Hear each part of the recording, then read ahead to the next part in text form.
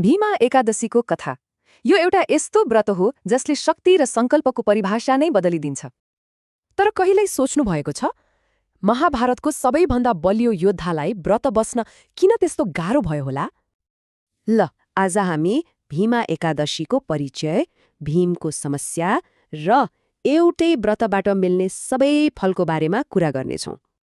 खासमा यो व्रत माघ महिनाको शुक्ल पक्षको 11औं दिनमा पर्छ र यो भगवान विष्णुलाई समर्पित छ। एउटा कुरा, कतै भीम कतै भीमा सुन्नुहुन्छ होला। अर्थ एउटै हो, तर भीमा अलि शास्त्रीय शब्द हो। अब हाम्रो कथाका नायक हुन् भीम, उही पाण्डुपुत्र जसको बलको अगाडि पहाड पनि काप्थ्यो।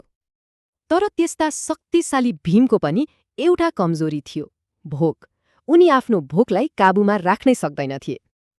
अरू भाइहरू एकादशीको व्रत बस्थे, भीम भने भोकले छटपटिन्थे। अनि उपाय खोज्दै उनी वेदव्यास कहाँ पुगे। अनि व्यासले भीमको समस्या बुझेर एउटा गज्जबको उपाय दिनुभयो। एउटै व्रतले सबै एकादशीको फल मिल्ने।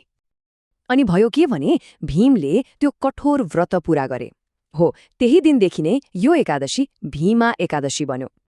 अब यो व्रतको फलको कुरा गरौँ। यसले पाप नाश गर्ने र पितृहरूलाई शान्ति दिने विश्वास गरिन्छ।